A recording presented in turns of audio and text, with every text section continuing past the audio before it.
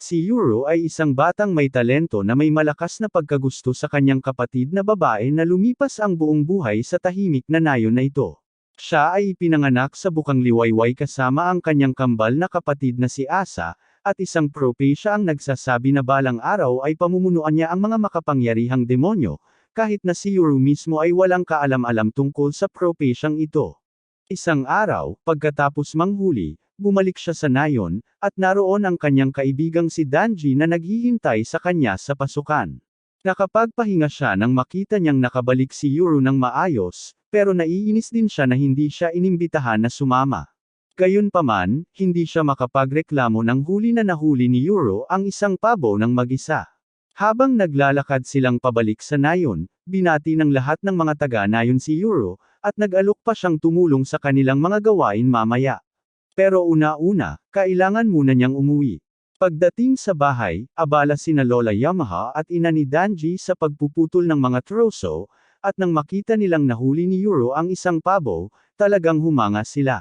Tinanong ni Yuro si Lola Yamaha kung kumusta na ang kanyang kapatid na si Asa, at sinabi niya na abala pa rin si Asa sa kanyang mga gawain tulad ng dati. Pumunta si Yuro sa bodega upang makita ang kanyang kapatid na si Asa, at sa likod ng isang kahoy na kulungan, nakaupo si Asa sa katahimikan. Maaaring mukhang medyo kakaiba, pero mukhang ayos na ayos siya sa ganitong ayos, at sa katunayan, maganda ang relasyon nila ni Yuro. Umupo si Yuro sa tabi ng hola at sinimulang ikwento kay Asa ang tungkol sa kanyang paglalakbay sa Pangangaso, at humanga siya sa kanyang mga nagawa. Gayunpaman, hindi talaga masaya si Yuro tungkol dito dahil umaasa siyang makahuli ng baboy ramo o kung ano paman. Pagkatapos ng lahat, medyo mahina ang ani ngayong taon, kaya baka hindi sila magkaroon ng sapat na pagkain para sa taglamig kung hindi siya gagawa ng paraan agad. Nang marinig iyon, medyo nagalit si Asa at tinanong kung balak bang bumaba ni Yuro sa bundok para maghanap ng trabaho, pero sinabi niyang hindi niya kailanman gagawin iyon. Pinag-iigihan niya ang kanyang mga kasanayan sa Pangangaso upang hindi na kailangang bumaba ng bundok. Pagkatapos ng lahat, ayaw niyang iwanan si Asa, at masaya siyang marinig iyon. Dumating si Danji's mom para tawagin si Yuro dahil nandito si Dara, at malamang ayaw niyang palampasin ito. Si Dara ang tanging tao na regular na umaalis at bumabalik sa nayon, at palagi siyang may dalang dekalidad na mga produkto, tulad ng mga pangpawala ng sakit, genetically modified na mga buto, at iba pang mga bagay. Pagdating ni Yuro, tinanong siya ni Derek kung may gusto siya, pero sinabi ni Yuro na gusto lang niya ng isang bagay na maibigay kay Asa, at may tamang bagay si Derek. Ibinato niya ang isang bola kay Yuro, at siya ay nagpapasalamat dahil ito ay magiging perpekto para sa kanya. Matapos makipagkalakalan ni Derek sa mga taga-Bukirin, umalis siya upang bumalik sa paanan ng bundok. Samantala, abala sina Danji at Yuro sa paglalagay ng dayami para matuyo. Binanggit ni Danji na talagang gusto niyang makalabas ng nayon tulad ni Dara. Hindi naiintindihan ni Yuro kung ano ang malaking bagay tungkol sa labas ng mundo, pero itinuro ni Danji na lahat ng umalis sa nayon maliban kay Dara ay hindi na bumalik, kaya siguradong maganda doon. Gayunpaman, sinabi ni Yuro na magiging masaya siya na ipagpatuloy ang kanyang buhay sa nayon na ito, at naiintindihan ni Danji kung bakit, lalo na't nandito si Asa.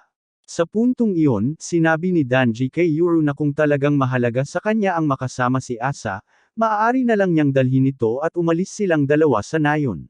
Pero sinabi ni Yuro na hindi iyon gagana dahil mayroon siyang mahalagang gawain na dapat gawin dito.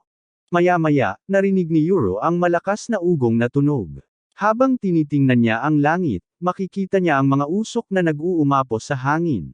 Sa likod ng mga eksena, may isang kamay na umabot at winasak ang hadlang sa paligid ng nayon, na inilantad ito sa labas ng mundo.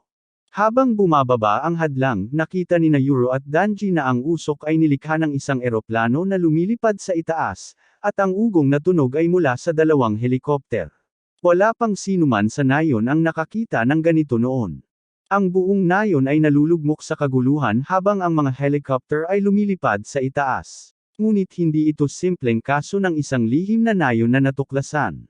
Ito ay isang nakatutok na operasyon ng militar. Ang mga sundalo ay pinahintulutang gumamit ng nakamamatay na puwersa, kaya sa sandaling makatagpo sila ng ilang mga taga-Bukirin, agad nila itong pinapatay. Habang mas maraming sundalo ang naglalakad papasok sa nayon, nagsimula silang magpapaputok, at ang mga putok ng baril ay umuukit sa buong lugar. Ilang mga taga-Bukirin ang tumakbo kay Lola Yamaha upang tanungin kung alam niya kung ano ang nangyayari. Sinabi niya sa kanila na mukhang naalis ang hadlang ng nayon sa hindi malamang dahilan. Hindi siya sigurado kung paano nangyari iyon, pero isang bagay ang tiyak. Ang mga taong sumasalakay sa nayon ay hinahanap si Yuro, kaya kailangan nilang itago siya bago siya mahuli. Agad na natagpuan nina Yuro at Danji ang mga bangkay ng mga taga-nayon na kinuha lamang kanina, at pareho silang natatakot sa nakasisindak na tanawin. Pero hindi sila makakapigil ngayon dahil kailangan pa nilang tingnan ang kanilang mga pamilya. Habang tumatakbo sila pataas sa hagdang bato, nakita nila ang dalawang sundalo na nakatayo roon. Hindi nag-atubili si Yuro bago hilahin ang kanyang pana at tamaan sila ng mga palaso sa katawan. Pagkatapos, para tapusin sila, sabay silang sinipa ni Danji sa ulo. Patuloy silang umakyat patungo sa tuktok, ngunit medyo nag-aalala si Danji sa katotohanang ang mga dragon na iyon ay patuloy pa ring umiikot sa paligid ng panlabas na bahagi. Nagsisimula ng isipin ni Yuro na baka hindi nga sila mga dragon, pero sa kahit anong paraan, hindi niya iniisip na kaya niyang talunin ang mga ito gamit ang kanyang pana, kaya mas mabuting iwasan na lang ang mga ito ng buo. Maya-maya ay nakarating sila sa mga estatwa ng Diyos sa kaliwa at kanan, pero sinabi ni Danji na malayo pa ang kanilang lalakbayin dahil gusto niyang tingnan ang kanyang ina, at sigurado siyang gusto ring tingnan ni Yuro si Asa. Tama si Danji tungkol doon, pero may plano si Yuro para makababa sa cellar ng mas mabilis. Tumakbo siya papunta sa base ng isa sa mga estatwa at tinanong si Danji na tulungan siyang ilipat ang ilan sa mga bato. Hindi naiintindihan ni Danji kung ano ang ginagawa niya, pero sinabi ni Yuro na magtiwala na lang sa proseso at tumulong. Ilang minuto ang lumipas nang maalis na ang mga bato, kinuha ni Yuro ang isang panel sa base ng estatwa, na nagbubunyag ng isang lihim na daanan na diretso pababa sa bodega. Walang ideya si Danji na may ganitong bagay pa, pero mabuti na lang at mayroon, dahil ngayon ay mas mabilis nang makararating si Yuro kay Asa. Samantala, sa ibabaw, isang batang babae na nagngangalang Gabi ang kakababa lang mula sa isang helicopter, sa harap ng isang grupo ng mga taga-Bukirin na may dalang mga itak. Mukhang wala siyang armas, kaya hindi sigurado ang mga taga-Bukirin kung siya ay banta o hindi, pero bigla niyang pinisil ang kanyang mga daliri at biglang may bahagi ng katawan ng isang taga-Bukirin ang natuklo, parang kagat ng fox ni Aki. Pagkatapos ay sinimulan niyang alisin ang lahat ng mga taga-Bukirin isa-isa, na walang natirang buhay. Sinubukan ng isang ina na dalhin ang kanyang anak at tumakbo bago pahuli ang lahat, pero masyadong mabilis si Gabi para doon, kaya't pinugutan din niya ang ulo ng ina. Ang bata ay puno ng labis na takot nang makita ang kanyang ina na pira-piraso, ngunit nang akalaing mangyayari rin yun sa kanya, sinabi ni Gabi na hindi siya kailangang mag-alala dahil may patakaran siya laban sa pagngangagat ng mga bata. Gayunpaman, hindi ibig sabihin noon na hindi siya laban sa pagkatakot sa kanila sa isip. Ngayon na naasikaso na ang mga taga-Bukirin dito, tumawag si Gabi para ipaalam sa mga tropa ng grupo na ligtas na silang makakyat, ngunit sa kanyang gulat, walang tugon mula sa kanila, at iyon ay dahil nakasalubong ng mga sundalo si Dara sa daan pababa, at hindi siya nag-aksaya ng oras sa pagkuha sa kanila. Hindi siya sigurado kung ano ang maaaring nagkamali para maalis ang hadlang, pero tiyak na magdudulot ito ng problema, kaya kinuha niya ang kanyang telepono at tumawag kay Hana upang sabihin sa kanya na gusto niyang baguhin ang lugar ng pagkikita dahil tiyak na nasa panganib ang tunay na Asa. Samantala, sa ilalim ng hold, hinihila ni Asa si Lola, at nang sa wakas ay magkatagpo sila ng mukha sa imahinasyon niya. Labis na nadismaya siya sa nakita, kaya itinaas niya ang kanyang kamay, at sa susunod na sandali, ang Asa sa hold ay napasabog ang ulo. Pagkatapos mangyari ito, tumakbo si Yuro papasok sa hold, at tinawag niya ang pangalan ni Asa sa takot matapos makita ang nangyari, ngunit sa kanyang gulat, itinaas ng babae sa harap niya ang kanyang kamay at sinabi niyang siya ang tunay na kapatid niya, kaya narito siya upang dalhin siya pabalik, ngunit una niyang papatayin ang lahat ng tao sa sinumpang nayon na ito. Wala talagang ideya si Yuro kung ano ang sinasabi ng babaeng ito, pero tumanggi siyang maniwala na siya ang kanyang kapatid, lalo na't pinatay na niya ang taong kilala niyang kapatid sa loob ng maraming taon, kaya't kinuha niya ang kanyang pana at naghanda na magpana. Gumamit si Asa ng kanyang mga kapangyarihan upang harangan ang putok, na nagdulot ng pagsabog ng isa sa mga pader ng kuta. Samantala, sa lupa, kasalukuyang pinapatay ni Dere ang maraming sundalo hanggat maaari at papunta na siya sa kuta, pero kailangan niyang mag-ingat sa daan dahil hindi niya maaring ipahamak na sundan siya ng helicopter pabalik. Sa kasamaang palad, nauuwi siya sa harapan ni Gabi, at agad niyang nalaman kung gaano siya kalakas na banta dahil kitang-kita niya ang mga ngiping demonyo nito na parang araw. Nagulat si Gabi na talagang nakikita ni Dere ang mga ito, at mas naging kawili-wili ito. Ipinadala niya ang kanyang mga pangil kay Dere, pero umiwas siya at nagpapaputok ng ilang beses sa kanya. Gayunpaman, nagawa niyang harangan ang mga bala gamit ang mga ngipin, kaya kailangang maging malikhain ni Dere at naghagis siya ng granada sa itaas niya, at si Gabi ay mukhang talagang natatakot sa loob ng isang segundo. Habang sumasabog ang granada, bumalik tayo kay Yuro at Asa sa hold, at napagtanto ni Asa na lumabis siya kahit na ang layunin lang niya ay hadlangan ang kanyang palaso, kaya humingi siya ng tawad dahil hindi pa siya sanay sa pagkontrol ng kanyang mga kapangyarihan. Habang sinusubukan ni Yuro na makaalis sa mga guho, ang bola na dala niya ay nahulog mula sa kanyang kamiseta at tumalbog papunta sa bangkay ng peking asa, at sa sandaling makontak ito ng dugo, isang itim na nilalang ang lumabas at hinawakan ang braso ng totoong asa. Yamaha ay sumigaw kay Dere na dalhin si Yuro palayo dito sa lalong madaling panahon, at ilang sandali lamang, dumating si Dere, hinawakan si Yuro, at nagsimulang tumakbo. Samantala, si Danji ay tinitingnan ang kanyang ina nang makita niyang hinahatak ni Dere si Yuro palayo, at hindi siya makapaniwala na nangyayari ito. Pagkatapos ilabas ni Dere si Yuro mula sa lihim na daanan, sinabi niya rito na kailangan nilang bumaba sa bundok agad dahil hindi naligtas dito. Pero ayaw makinig ni Yuro dahil wala nang kahulugan sa kanya ang lahat. Nangangako si Dere na ipapaliwanag ang lahat sa kanya kapag nakarating na sila sa ligtas na lugar, pero hindi talaga opsyon ang makatakas ngayon dahil may dalawang helicopter na umiikot sa kanila na may mga sniper sa loob. Talagang masama ito dahil hindi sila makakagalaw mula sa lugar na ito ngayon, at kung matagpuan sila ni Gabi, wala nang paraan para makaligtas sila. Gayunpaman, masyado nang abala si Yuro sa pag-iisip na baka patay na si Asa. Nakita niyang gumalaw siya ng kaunti bago siya hilahin ni Dere palayo, pero ngayon hindi na siya sigurado kung iyon ba talaga ang totoong Asa o hindi. Pakiramdam din niya ayaw na ayaw niyang iwan si Yamaha sa ganung paraan, at hindi pa rin niya alam kung sino ang babaeng nagpakilalang Asa. Pero sinabi niya na papatayin niya ang lahat ng tao sa nayon, at hindi niya maintindihan kung bakit ito nangyari. Wala talagang oras si Dere para ipaliwanag ang lahat, kaya ibinibigay na lang niya kay Yuro ang isang jade na palamuti at sinasabihan siyang ipasok ito sa butas sa lupa. Tuwirang tumanggi si Yuro dahil wala siyang balak na pumasok sa linya ng paningin ng sniper na yon. Pero alam ni Dere na hindi papatayin ng sniper si Yuro dahil narito sila para hulihin siya ng buhay, kaya sinabi niya kay Yuro na gawin na lang ito, at nag-aatubiling pumayag si Yuro. Tumakbo si Yuro papunta sa butas, pero nakita niyang puno ito ng lupa, kaya kailangan niyang simulan itong hukayin. Sa wakas, nailagay niya ang pendant sa butas, at humarap siya kay Dere upang tanungin kung ano ang susunod na dapat gawin. Ngunit isang segundo mamaya, sinampal ni Dere ang ulo ni Yuro sa lupa, nagdulot ito ng pagdurugo sa kanyang ilong at nagkalat ang kanyang dugo sa pendant. Tumayo si Yuro at sinigawan siya dahil dito, ngunit ang huling hakbang ng ritual ay nangangailangan ng dugo ni Yuro na ibuhos sa pendant, at ngayon na natapos na ang hakbang na iyon, handa na ang lahat.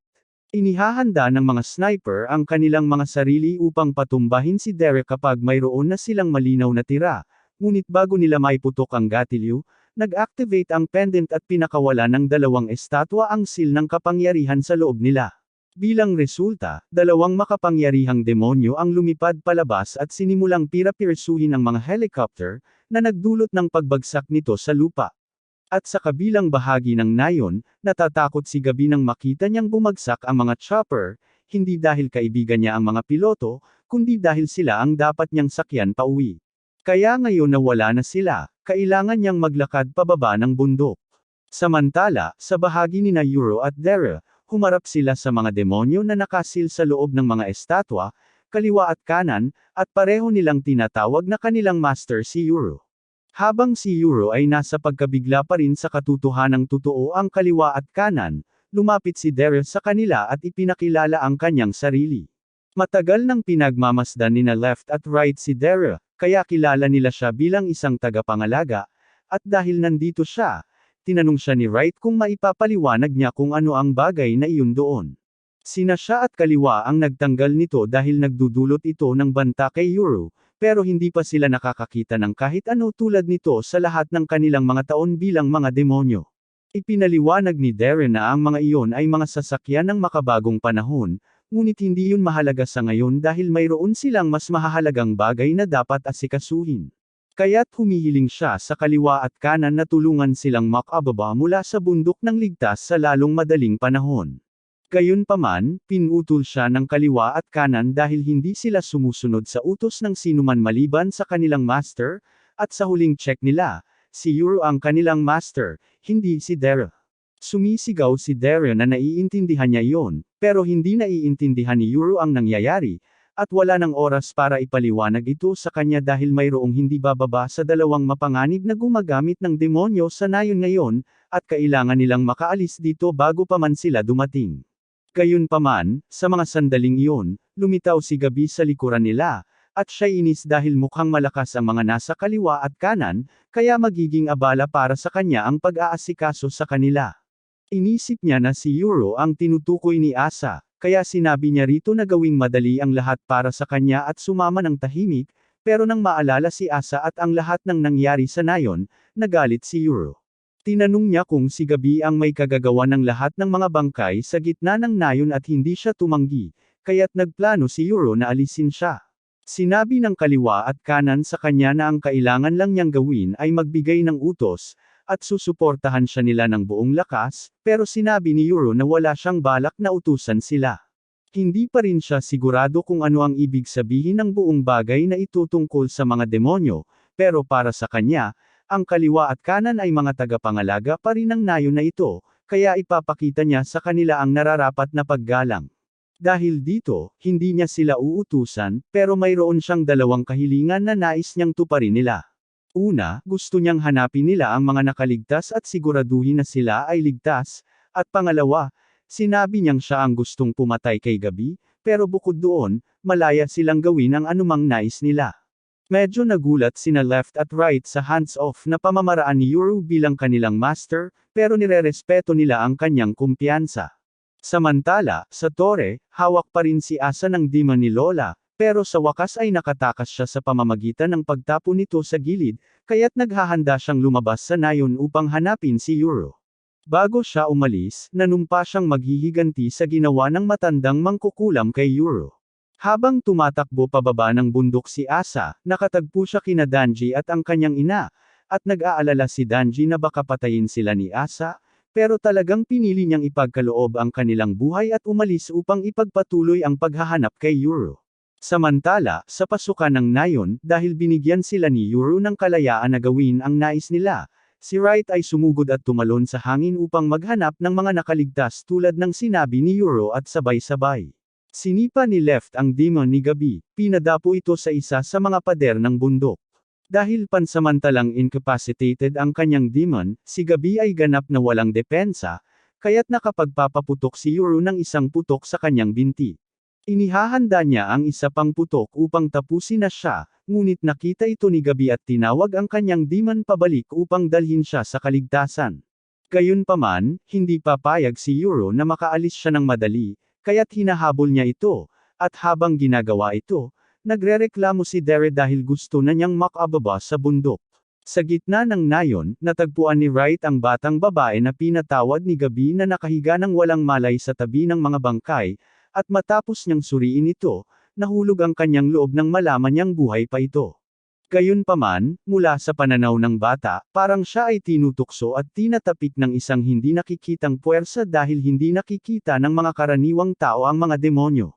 Nagmaterialize si Wright ng kanyang katawan sa isang pagtatangkang mapakalma ang isipan ng babae at ipaalam sa kanya na nandito siya upang protektahan siya, ngunit ang makita ang isang malaking tao na lumitaw sa harap ng kanyang mga mata ay labis na nakagugulat sa kanya kaya't nawalan siya ng malay muli.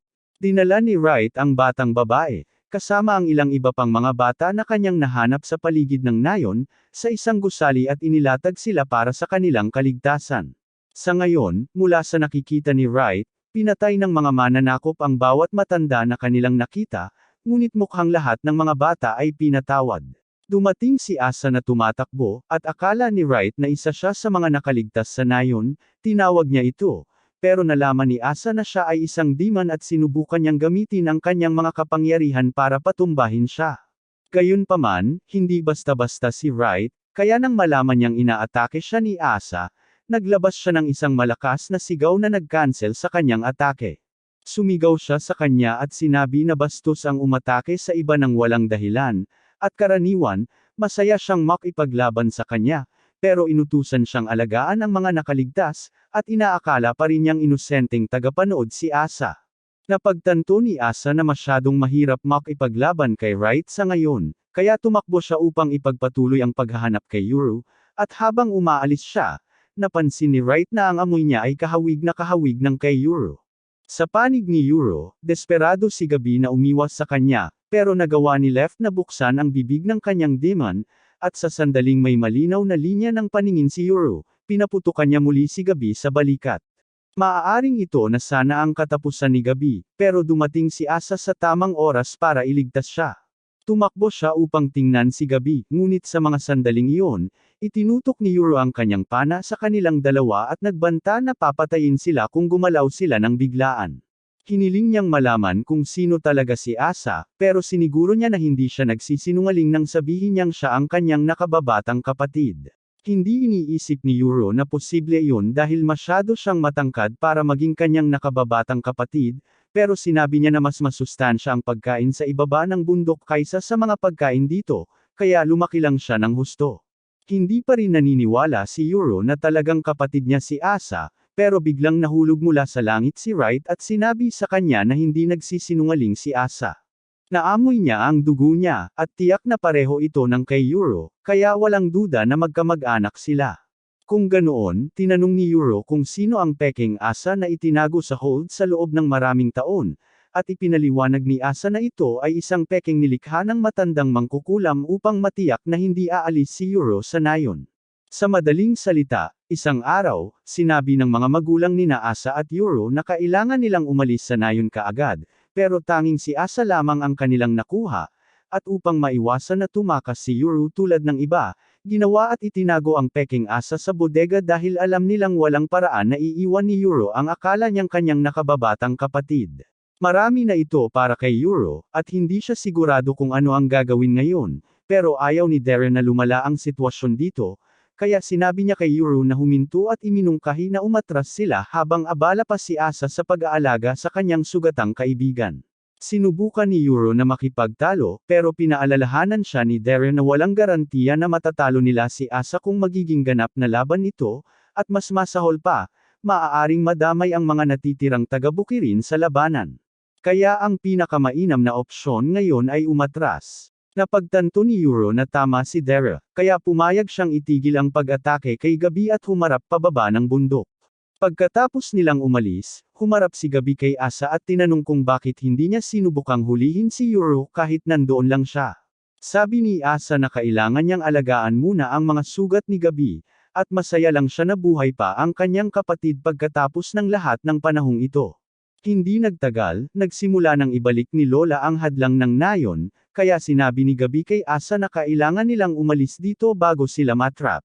Samantala, sa ibaba ng bundok, may magkasintahan na naglalakad-lakad, at nagtataka sila kung ano ang ingay kanina dahil naaalala nilang may dalawang helicopter na dumaan. Isa sa kanila ang nagbanggit na may narinig siyang mga bulong-bulungan tungkol sa isang nawawalang nayon sa bundok kung saan wala namang dapat na naroon, at kung mapadpad ka sa nayon na iyon, malaki ang posibilidad na hindi ka na makakalabas muli. Kakatapos lang noon, tumatakbo pababa ng bundok sina Darren at Yuru, at napansin ni Darren na hindi na niya makita ang nayon, kaya maaaring bumalik na ang hadlang. Tinanong ni Yuru kung ibig sabihin ba noon ay hindi na sila makakabalik, pero sinabi ni Darren na hindi iyon ang kaso. Mahirap bumalik, pero hindi imposibleng mangyari. Gayunpaman, hindi iniisip ni Daryl na magandang ideya iyon dahil alam na ng mga tao na humahabol kay Yuro kung nasaan ang nayon at kung paano makapasok dito, kaya hindi na ito magiging ligtas na lugar. Pagdating nila sa paanan ng bundok, may isang babaeng nagngangalang Hana na naghihintay para sunduin sila, pero galit siya dahil hindi sinabi ni Daryl na may dalawa siyang demonyo nang humingi siya ng emergency pickup. Sabi ni Daryl na mahaba ang kwento, pero sa ngayon kailangan na nilang umalis. Medyo nalilito pa si Yuro sa lahat ng ito, kaya't nagpakilala si Hana at ipinaliwanag na siya at si Daryl ay nagtutulungan bilang mga tagapangalaga ng demon.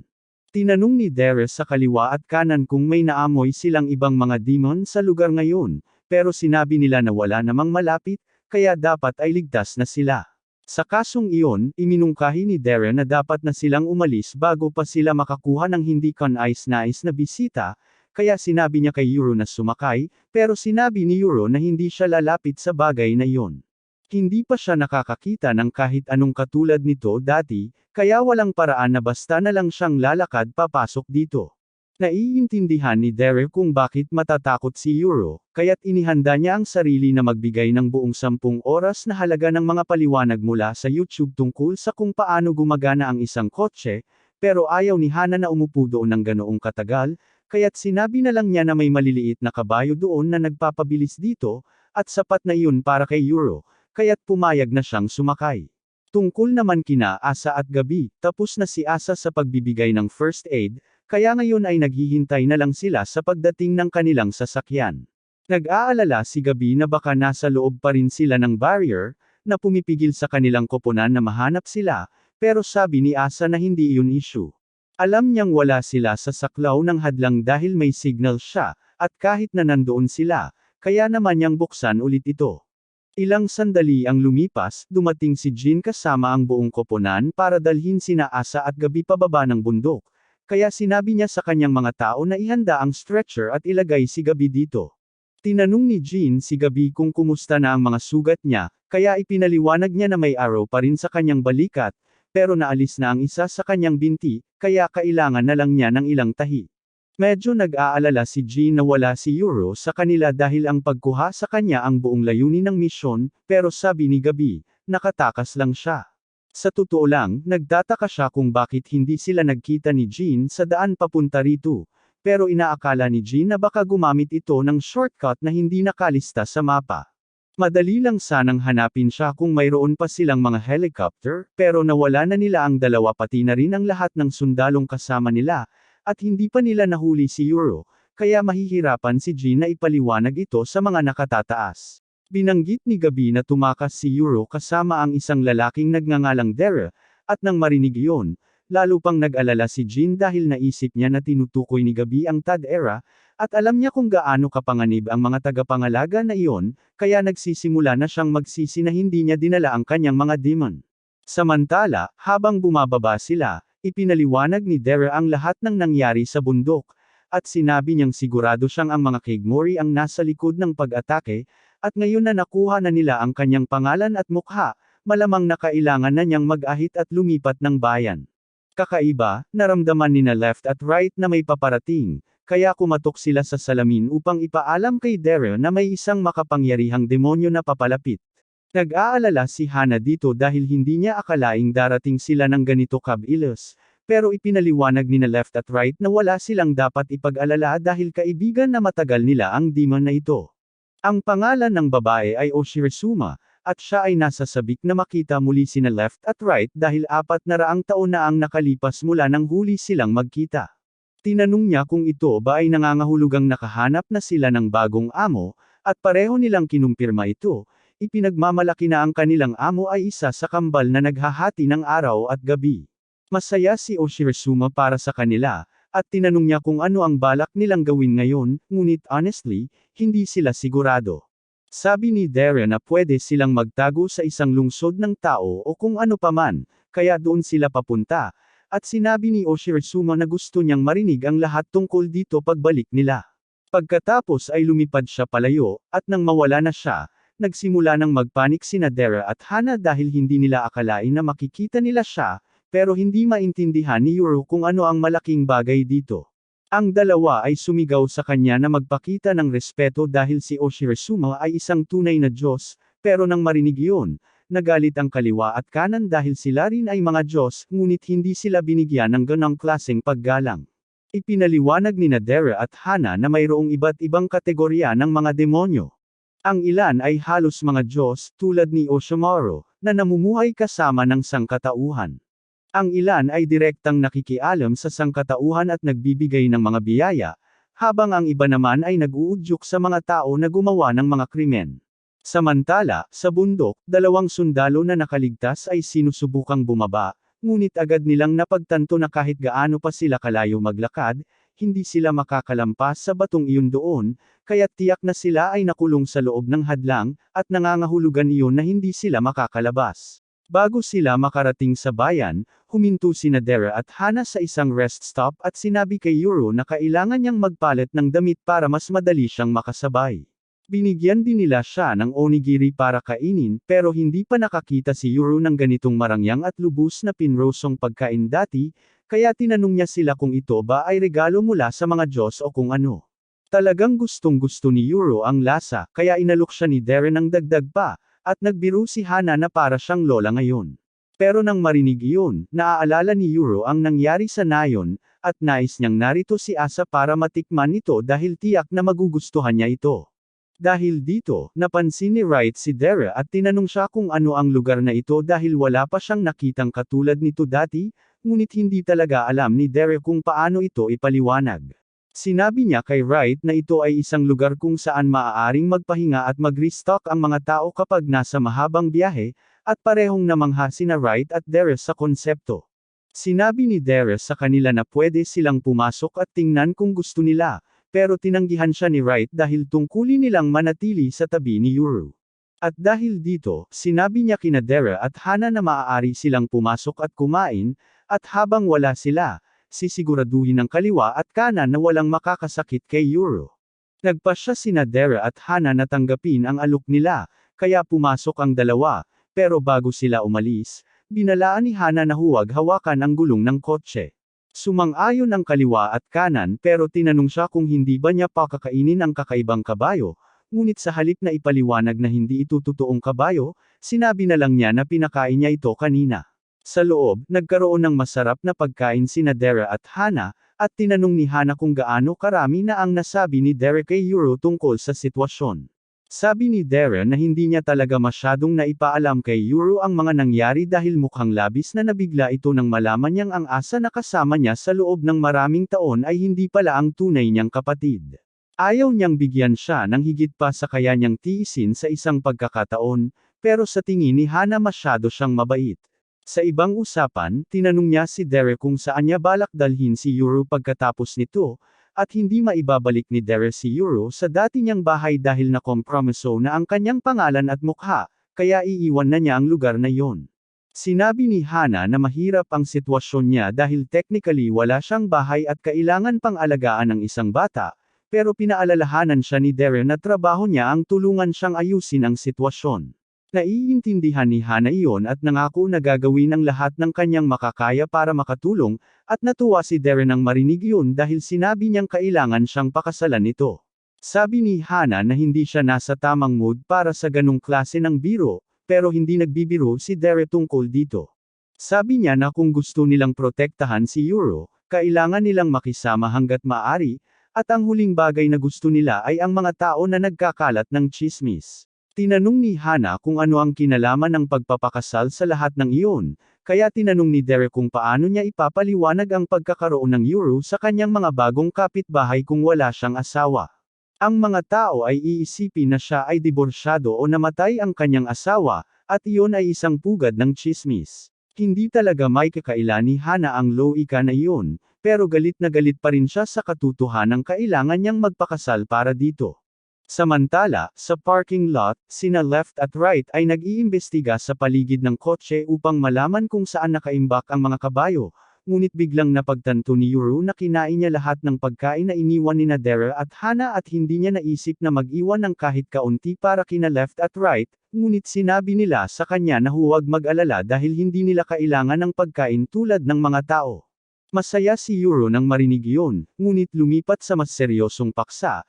Tinanong niya sila kung sabihin sa kanya ang lahat ng alam nila tungkol sa kanya at sa kanyang kapatid na babae. Sa kasamaang palad, wala silang masyadong maikukwento sa kanya.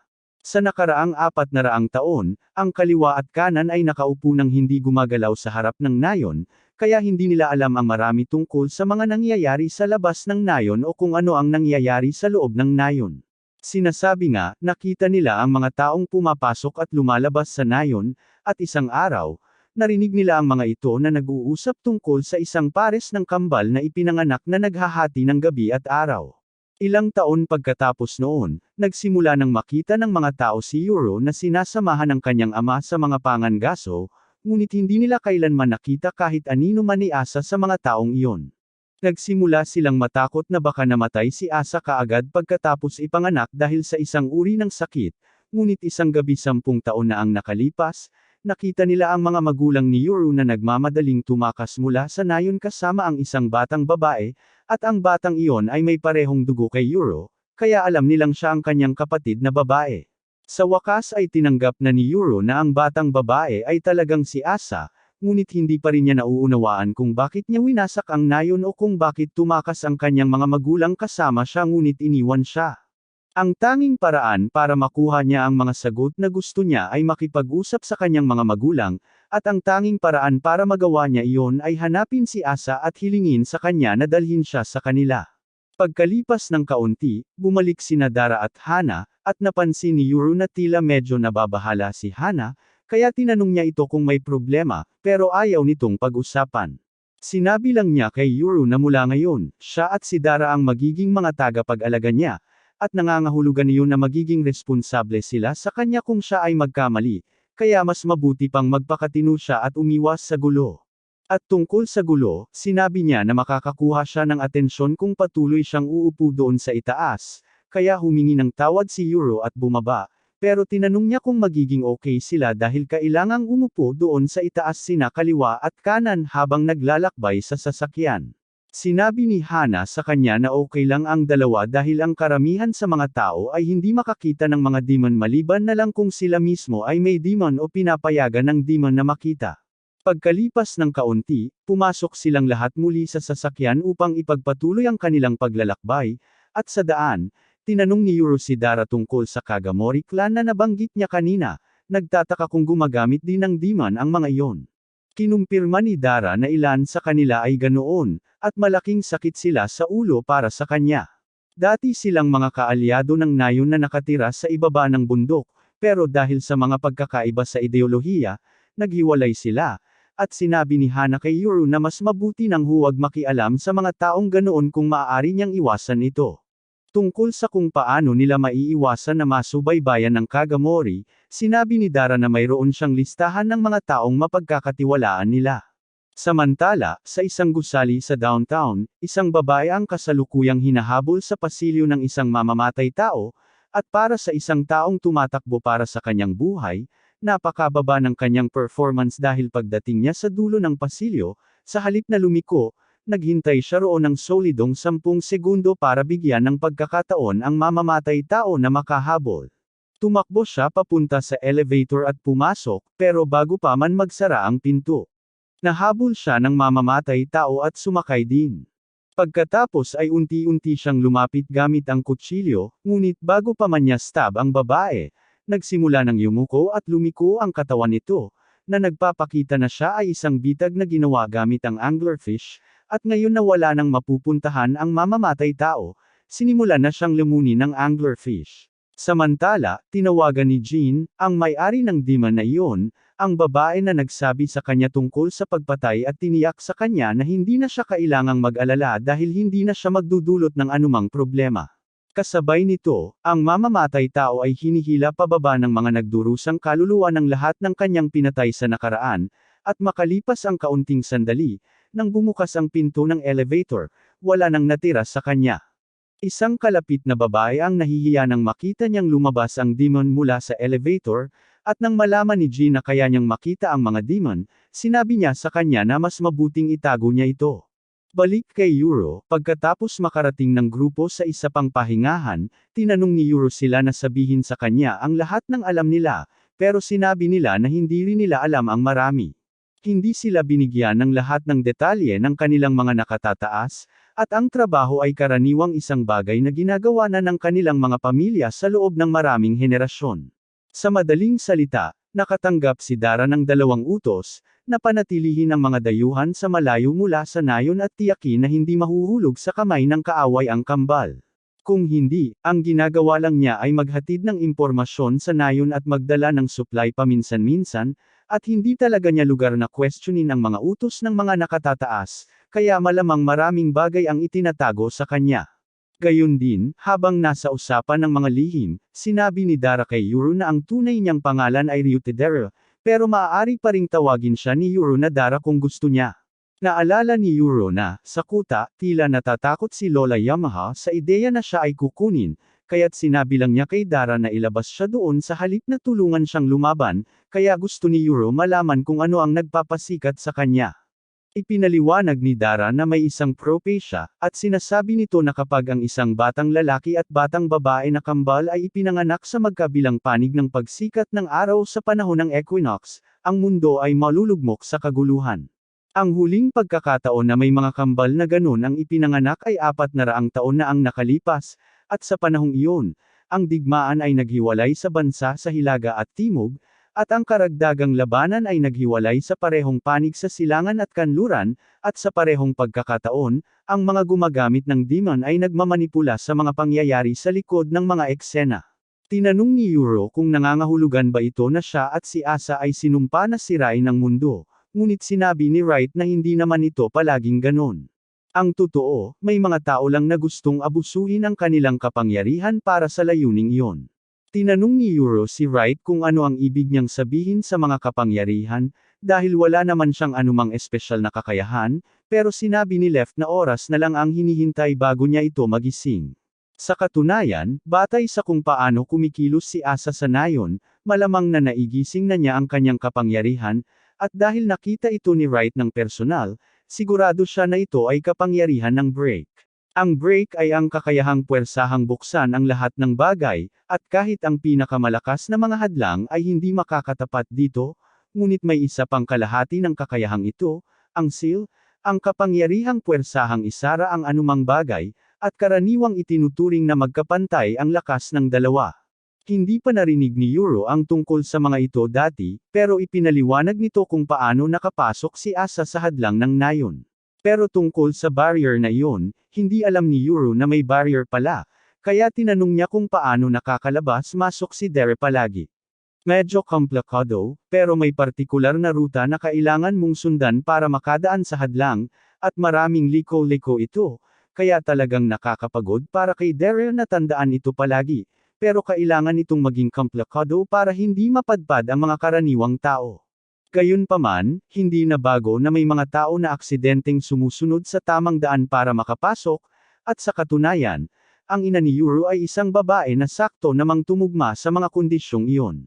Naalala ni Euro na minsang nabanggit ng kanyang ina na siya ay nagmula sa isang lugar na malayo sa nayon at umaasa siyang makakabalik siya balang araw kasama ang buong pamilya niya, ngunit ito ay nagdagdag lamang ng higit pang mga tanong sa listahan ni Euro ng mga bagay na hindi siya sigurado. Kinabukasan, umalis si Hana para maghanap ng apartment, at habang wala siya, naglakad-lakad si Euro, kaliwat kanan, sa parke, at kaliwat kanan ay namangha sa dami ng mga kastilyo roon. Binanggit ni Euro na sinabi sa kanya ni Dere ang tungkol sa mga iyon, at hindi talaga mga kastilyo ang mga iyon, tinatawag silang apartment complexes, at mga lugar kung saan maraming tao ang nakatira, parang mga compact vertical villages. Kaliwat kanan sinasabi na dapat madali lang itago si Euro mula sa mga taong humahabol sa kanya kapag ganito kalaki ang mga tao, pero magiging mas mahirap din ang paghahanap ni Euro kay Asa.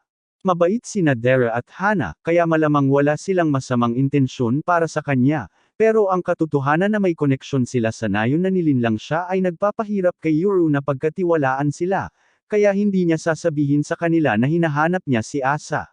Gayunpaman, hindi pa rin siya lubos na nagtitiwala kay Asa, kahit na siya ang tunay niyang kapatid, pero bago siya gumawa ng anumang pinal na paghuhusga kung sino ang maaari at hindi niya mapagkakatiwalaan, kailangan niyang malaman ang katotohanan, kaya't humihingi siya ng tulong sa lahat ng dako, na masaya namang ibinibigay nila. Pagdating ng grupo sa bahay na inihanda nina Hana at Daryl, namangha sila dahil wala pa silang nakita na katulad nito noon. Lalo pang namangha si Euro sa katotohanang mayroong banig na tatami dito, dahil sa nayon, ang tatami ay eksklusibong inilalaan para sa mga espesyal na okasyon, at kahit noon, hindi ito kasing ganda ng ganito. Gustong-gusto niya kung gaano ito kaliwalas, kaya nahiga siya upang mag-enjoy, pero bigla niyang nakita ang isang aso at isang pusa na nakatayo sa ibabaw niya, at sobrang nagulat siya kaya nagpanik siya. Humingi ng tawad si Hana dahil hindi siya nagbigay ng babala ng mas maaga, pero ipinaliwanag niya na ang mga maliliit na ito ay sina Kotetsu at Juro. Dahil dito, pumasok sina Left at Right at humingi ng tawad dahil hindi sila nakapagpakilala ng maayos, ngunit ipinaalam nila kina Kotetsu at Juro na sila ang mga demonyo na nakakontrata kay Euro at formal silang binati bilang mga kapwa-demonyo. Hindi naiintindihan ni Euro kung ano ang nangyayari dahil imposibleng ang pusa at aso ay talagang mga demonyo, pero hindi matanggap ni Kotetsu at Juro na tawaging mga hayop, kaya kinagat at sinipa nila si Euro dahil sa kawalang galang nito. Doon ipinaliwanag ni Right kay Euro na ang dalawa ay hindi karaniwang pusa at aso, at ang sinabi niya ay labis na bastos, kaya humingi ng tawad si Euro sa kanyang pagkakamali. Pagkatapos, dahil technically kasal na sina Dara at Hana, napagpasyahan nilang gamitin ang apelyido ni Hana bilang pangalan ng pamilya, lalo na't ang pangalan at mukha ni Dara ay nakompromiso na, kaya sinabi ni Hana kay Euro na kung may magtanong, ang apelyido niya ay Donna na. Nagulat si Euro nang malaman na pareho silang may apelyido ni Dara at Hana, at nag-aalala siya na baka naging walang galang siya sa kanila sa lahat ng oras na ito dahil akala niya ay mga Panginoon sila, pero sinabi ni Hana sa kanya na lahat dito ay may apelyido, kaya hindi siya Panginoon. Gayunpaman, sinabi ni Dara kay Euro na technically si Hana ay isang lord dahil siya ang may-ari ng bundok, at hindi siya nagkakamali, pero sinabi ni Hana na ito ay isang bagay na minana niya mula sa kanyang pamilya, kaya hindi ito naaalagaan, at hindi rin niya ito maibibenta para makuha ang pera. Sa kasong iyon, tinanong siya ni Euro kung okay lang sa kanya na manghuli siya roon sa kanyang libreng oras, pero sinabi ni Darren na kailangan niyang kumuha ng lisensya para manghuli, na walang kahulugan kay Euro, pero ganoon ang mga patakaran dito. Samantala, sa HQ ng Kagamori, abala si Asa sa pagsasanay gamit ang kanyang mga kapangyarihan, at sinusubukan niyang pagbutihin ang kanyang katumpakan sa pamamagitan ng paglilimita ng kanyang pagsabog sa mansanas, at habang nagawa niyang tamaan ito sa mababang output, nang sinubukan niyang gumamit ng kaunting lakas, hindi niya natamaan ang target at nagbutas siya ng butas sa hardin. Dumating ang kanyang guro, at natuwa siya nang makita niyang masigasig na nag-eensayo si Asa sa kanyang mga kapangyarihan, ngunit humingi siya ng tawad sa kanya dahil sa pagkasira ng kanyang hardin sa proseso. Sinabi niya sa kanya na wala siyang dapat ikabahala dahil likod bahay lang iyon, pero kailangan itong linisin, kaya't inutusan niya si Jean na ayusin iyon para sa kanya, at ipinasa ni Jean ang gawain sa kanyang demon, na kinakain ng mga nasirang bagay. Sa anumang kaso, tinanong ni Asa kung may dahilan kung bakit bumisita ang master ngayon, kaya ipinaliwanag niya na narito siya dahil gusto niyang kamustahin si Gabi matapos niyang marinig na nasugatan ito sa tungkulin. Nagulat si Gabi na nagpunta ang master sa malayo para lang kamustahin siya, at sinabi niya na hindi na kailangang gawin iyon, pero pinahahalagahan niya ang kilos. Tinanong ni Asa si Gabi kung gusto niya ng mansanas, at sumagot si Gabi ng oo, pero napagtanto ni Asa na wala siyang kutsilyo para hiwain ito sa paraang gusto ni Gabi. Sa kabutihang palad, may nakahanda si Jean at pinakuha kay Makoto ang kutsilyo na itinago niya roon, pero medyo nag-aalangan si Gabi na tanggapin ang pagkain na ginamitan ng kutsilyong malamang ay ginamit ni Jean para saksakin ng isang tao. Pagkalipas ng kaunti, may inihandang tsaa at merienda para sa lahat, at sinabi ng master kay Gabi na gusto niyang mag-focus siya sa pananatili sa lugar at pagpapahinga upang makabawi mula sa kanyang mga sugat. Sinabi rin niya kay Asa na gusto niyang manatili siya dito kasama si Gabi. Ngayon na bumaba na si Yuru mula sa bundok, masasabi ng mabilis na kumakalat ang balita na pareho nang nasa lungsod ang kambal, at kapag nangyari iyon, malamang na may mga taong magsimulang humabol kay Asa. Kaya, mas ligtas para sa kanya na manatili dito sa ngayon. Tungkol sa sitwasyon kay Yuro, inutusan ng Master si Jean na hanapin siya sa lalong madaling panahon, ngunit hindi magiging madali iyon para sa kanya, lalo na't hindi niya alam kung anong hitsura ni Yuro. Napagtanto ni Gabi na marahil dapat niyang kinunan siya ng litrato noong may pagkakataon pa, pero wala nang magagawa sa nangyari ngayon, kaya't pinili nila ang susunod na pinakamainam na opsyon at nagsimulang gumuhit ng mga portrait niya. Sa kasamaang palad, hindi magaling mag-drawing sina Asa at Gabi, pero si Gabriel dito ay mahusay sa pag-drawing kaya nakagawa siya ng magandang larawan. Sabi ni Jean na sisimulan niya ang kanyang paghahanap sa lalong madaling panahon, pero bago siya umalis, nahabol siya ni Asa at binalaan si Jean na magaling ang pang-amoy ng mga demonyo ni Yuro, at nakilala nila siya mula sa amoy ng kanyang dugo, kaya dapat mag-ingat siya doon. Kinagabihan, pabalik sa bahay, kakatapos lang mag-ahit ni Dara ng kanyang balbas bilang hakbang upang hindi makilala, pero talagang hindi gusto ni Hana ang bagong hitsura. Maglalakad na si Dara palabas, pero hindi na niya nakita si Yuro sa loob ng ilang panahon, kaya tinanong niya si Hana kung alam niya kung saan siya nagpunta. Naalala ni Hana na sinabi ni Yuro na gusto niyang maglakad-lakad para makilala ang lugar, at ayos lang iyon. Pero napansin ni Dara na nawawala ang kanyang kutsilyo, at kung kinuha ito ni Yuro, kapag nahuli siya ng pulis, mukhang kainahinala siya.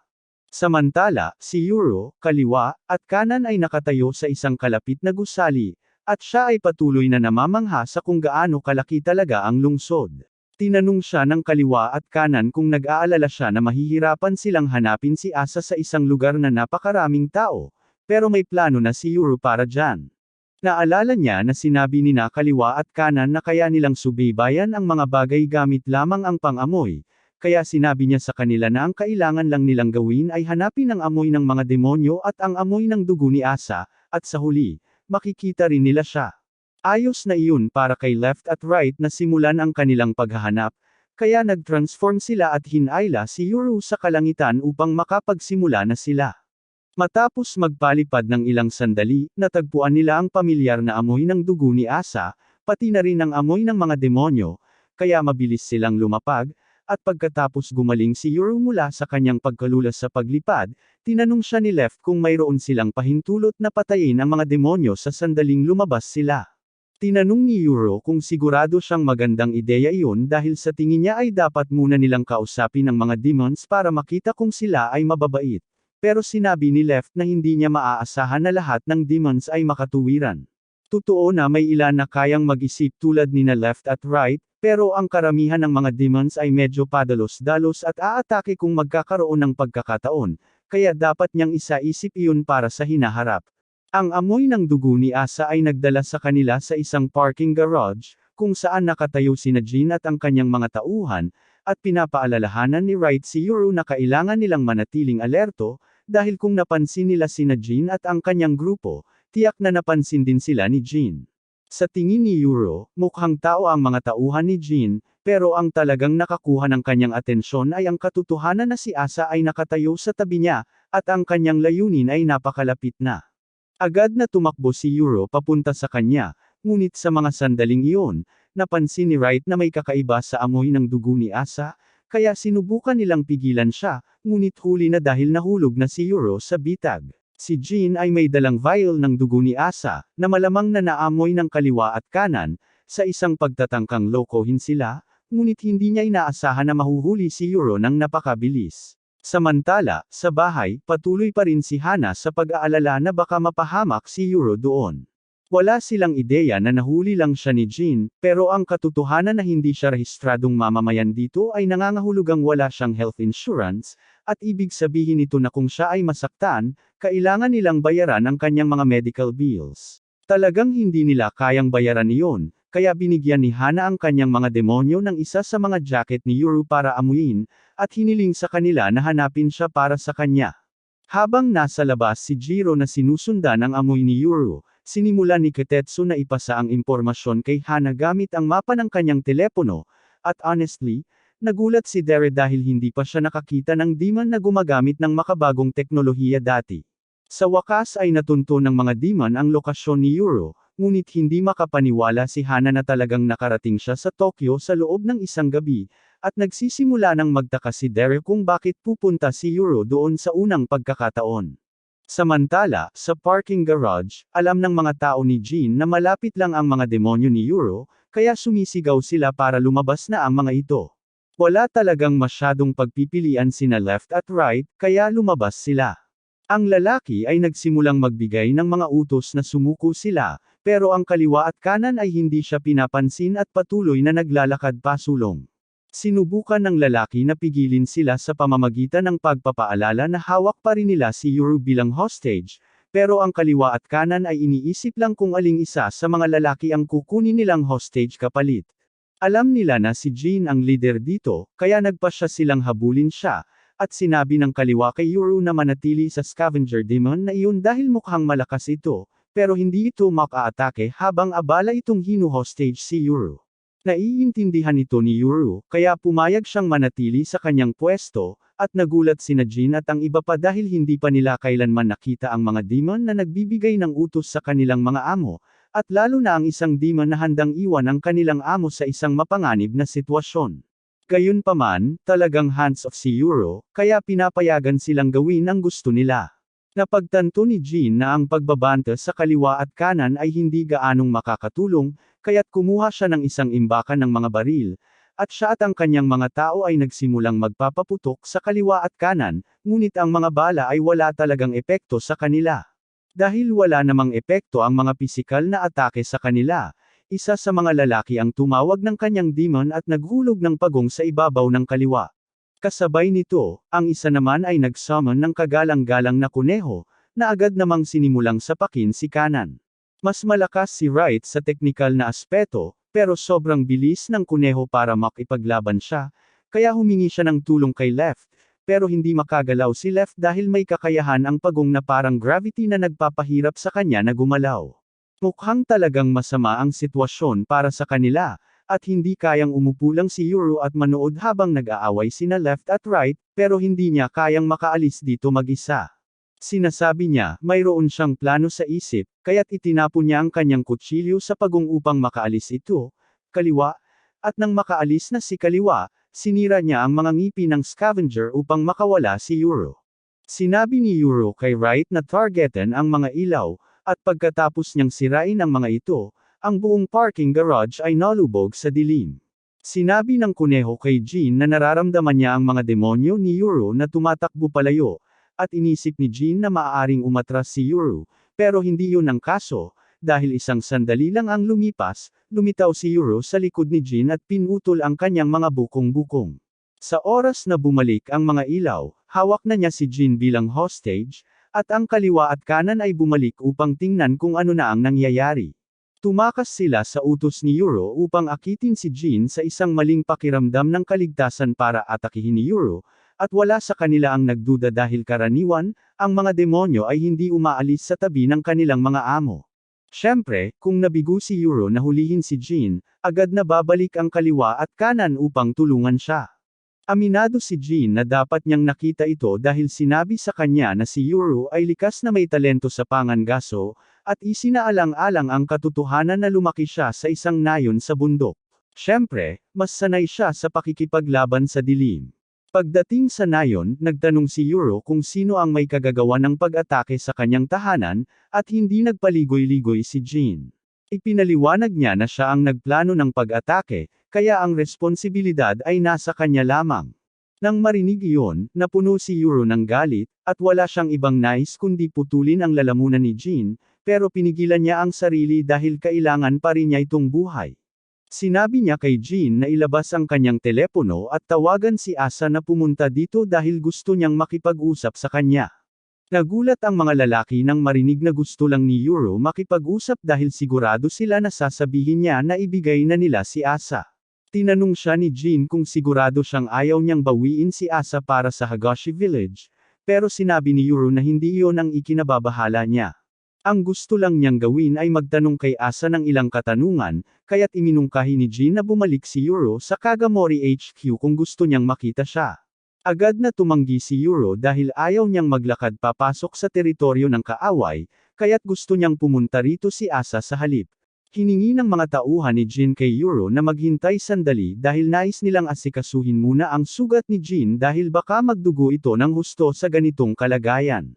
Sabi ni Yuro siniguro niyang hindi niya tinamaan ang anumang nakamamatay na ugat, pero pumayag siyang ipagamot ang sugat ni Jin dahil wala siyang balak patayin si Jin dahil hindi naman ito nagtatangkang patayin siya. Pagkatapos ng lahat, kung gusto ni Jin, madali lang sana niyang mapatay si Yuro sa kanyang unang atake. Ngayon ay alam na ang dalawang isda ay kay Jin at ang pagong at kuneho ay dapat kayong lalaki doon, pero hindi pa nila nakita ang mga demon ng kalbo. Tinanong siya ng kaliwa at kanan kung nasaan ang kanyang mga demon at ipinaliwanag niya na malapit lang ang mga ito, pero masyado silang malalaki para makapasok sa loob ng gusali, at ayaw niyang sirain ang lugar. Sinabi ni Jin kay Yuro na hindi niya maaring dalhin si Asa dito, pero tiniyak niya na kung pupunta siya sa Kagamori Manor, walang masamang mangyayari sa kanya. Mukhang nagdududa pa rin si Yuro, pero pinaalalahanan siya ni Jin na alam na niya na wala silang balak siyang patayin. Kumukuha si Yuro ng sandali upang suriin ang sitwasyon, at kahit napatayin niya si Jin ngayon, mahihirapan siyang makaalis dito, lalo na sa malaking demon sa labas, kaya nagpasya siyang sumunod sa mga hinihingi ni Jin at sinabi niyang pupunta siya sa manor ng Kagamori upang makilala si Asa, ngunit binalaan niya ito na mas mabuting huwag magtangkang gumawa ng kalokohan, at tiniyak ni Jin na siya ay tretuhin bilang isang pinararangalan na bisita. Samantala, natagpuan na ng demon ni Hana si Yuro, at pinapanatili nitong mabuti ang mata sa kanya upang subaybayan ang kanyang mga ginagawa. Ngayon na sila ay nagkasundo na, sinabi ni Yuro kay Jin na magmadali at dalhin siya kay Asa, ngunit sinabi ni Jin na kailangan pa nilang linisin ang kalat na ito bago sila gumawa ng iba pang bagay. Hiningi ni Jin kay Ai na tulungan siya dito, kaya't nagsimula si Ai na lumangoy langoy at kainin ang lahat ng mga labi at mga piraso ng bala na naiwan sa lupa. Medyo curious si Yuro tungkol sa kung ano ang bagay na iyon, kaya't tinanong niya si Jin na ipaliwanag at sinabi sa kanya na ang dalawa ay basically mga janitor ng kalikasan. Si Ai ay kayang kumain ng kahit ano, at si Makoto naman dito ay kayang iluwa ito kapag inutusan, kaya't pinapakain ni Jin si Ai ng mga kapaki-pakinabang na bagay paminsan-minsan para magamit sa laban kung kinakailangan. Habang nag-uusap sina Jin at Yuro, lumapit si Lef kay Haro at tinanong kung gaano kabigat ang pagong na yon. Hindi talaga alam ni Haro dahil hindi pa niya ito nasusubukang timbangin dati, pero sinabi niya sa kanya na maaari pa itong maging mas mabigat kaysa dati. At ang marinig iyon ay isang seryosong dagok sa pagmamalaki ni Lef, kaya nangako siyang mag-e-ensayo ng mas mabuti mula ngayon. May kaunting kompetisyon din si Wright sa kuneho dahil ayaw niya sa katotohanang natalo siya dito ng ilang sandali, at hindi pinalampas ng kuneho ang pagkakataon na kutsain siya sa sandaling makuha nito ang pagkakataon. Ito ay ikinagalit niya, kaya tinanong niya si Yuro kung may alam siya tungkol sa pangangaso ng mga kuneho, at sinagot ni Yuro nang walang pakialam na ang karne ng kuneho ay masarap sa sabaw, na labis na kinatakutan ng kuneho. Maya-maya, isang gwardya na narinig ang kaguluhan ay bumaba upang tingnan kung ano ang nangyayari at upang maiwasan ang pagdududa. Ang grupo ay nagpakaseryoso at nagkunwaring nagtatambay lang sila nang biglang sumabog ang mga bombilya. Ang gwardya ay talagang nalilito, pero hindi niya iniisip na may ginawa silang mali, at hindi rin niya nakikita ang mga demonyo, kaya wala siyang nakikitang mali dito. Sa Kagamori Manor, natutulog si Asa nang matanggap niya ang mensahe mula kay Jin na sinasabi nitong papunta na siya roon kasama si Yuro, at sa sandaling makita iyon ni Asa. Natarante siya at nagmadaling gisingin si Gabi para sabihin ang magandang balita. Nagulat si Gabi na kayang-kaya ni Jin na mahanap si Yuro ng mabilis, at ngayon ay nagpapanik si Asa habang sinusubukan niyang magdesisyon kung ano ang isusuot niya kapag nakilala niya si Yuro. Sa daan, tinawagan din ni Jin ang pinuno ng angkan at ipinaalam sa kanya na pumayag si Yuro na pumunta sa manor, at natuwa ang pinuno ng marinig iyon, pero wala siya sa manor ngayon, kaya't tinanong niya si Jin kung maaari niyang kumbansihin si Yuro na maghintay hanggang makabalik siya. Orihinal na plano niyang magpahinga sa isang hot spring sa magdamag, pero kung talagang darating si Yuro, kanselahin niya ang kanyang mga plano at agad na babalik, pero bago siya umalis, inutusan niya ang kanyang katulong na kunan siya ng magandang litrato habang nakatayo sa ibabaw ng isang diman para magmukha siyang lumulutang sa hangin. Sa wakas, nakarating sila sa tahanan ng angkan ng Kagamori at pumasok sa harapang gate, ngunit naguguluhan sila sa kaliwa at kanan dahil narinig nila na maraming demons ang mga Kagamori, ngunit wala silang nararamdamang demons sa paligid. Ipinaliwanag ni Jean na iyon ay dahil nasa pampublikong bahagi pa sila ng compound, at dapat nilang simulan ang pagdama sa iba pang mga demonyo kapag lumampas na sila sa hadlang. Pagkatapos nilang lumampas sa hadlang, tulad ng sinabi ni Jean, kaliwa at kanan ay makakaramdam na ng napakaraming demons sa paligid nila. Samantala, sa bahay, ipinaalam ng demon ni Gabi na dumating na si Yuro, at habang papalabas na si Asa upang makipagkita sa kanya. Tinanong niya si Gabi kung gusto nitong sumama, pero wala itong interes sa pakikipagkita sa isang lalaking may dalawang butas sa kanyang katawan.